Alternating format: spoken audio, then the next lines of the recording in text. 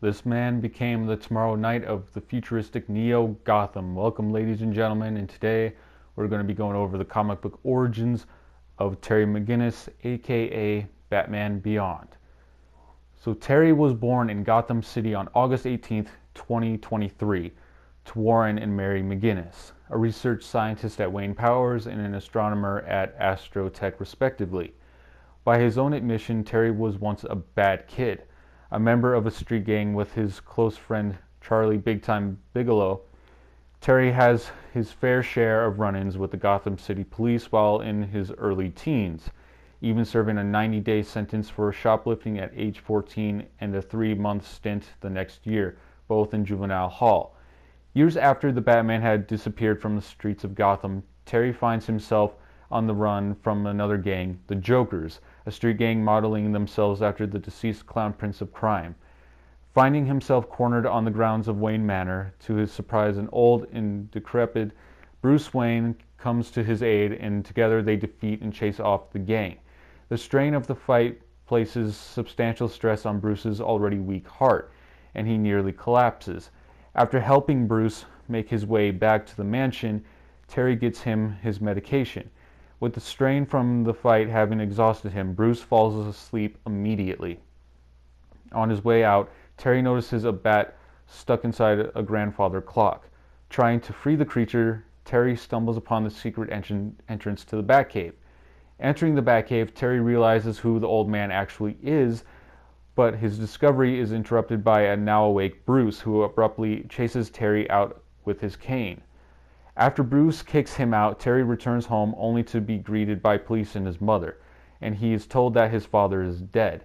The apartment is covered in graffiti, which seems to clearly be the result of the Jokers' getting revenge for their humiliation earlier that day. Terry moves in with his mother, heartbroken that his last conversation with his father was a fight. Just prior to his run-in with the Jokers, while looking at a small framed photo of his father, Terry discovers a small data disk hidden in the frame, left by his father right before his death. Terry takes the disk to Bruce, who checks the contents with the Batcave's computer. The data disk contains information on a biological weapon and raises questions as to whether or not his dad was killed by the Jokers. Bruce has a reluctant Terry take the disk to the police commissioner Gordon. But before Terry can deliver it to her, he is intercepted by Derek Powers, his dad's boss, and the one who would be exposed if the data reached the police, as well as Powers' bodyguard, Mr. Fix, who attempts to capture Terry and the disc. Terry escapes, but has to use the disc to distract them, and leaves them empty-handed. With nothing to take to the police and no way to do anything but escape, Terry tethers Bruce's dog Ace to the perimeter fence and goes back into the Batcave, stealing the newest Batsuit. He heads for the Wayne Powers headquarters, intent on taking revenge for the murder of his father.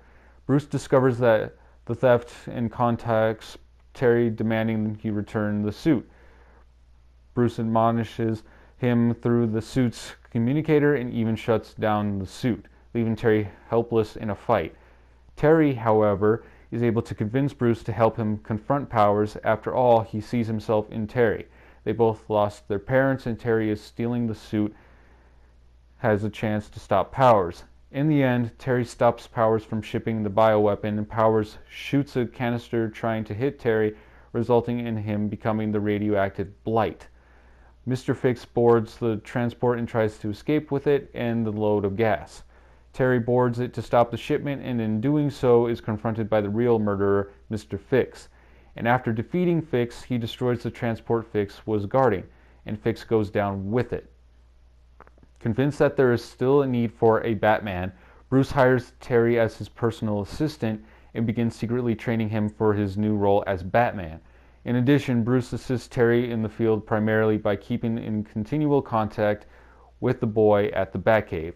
After Powers' criminal identity is released or revealed to the public, and he finally brings retribution to his father's killers, Terry decides to continue his role as Batman to make up for his past sins, and hope that his heroic role is his chance at redemption.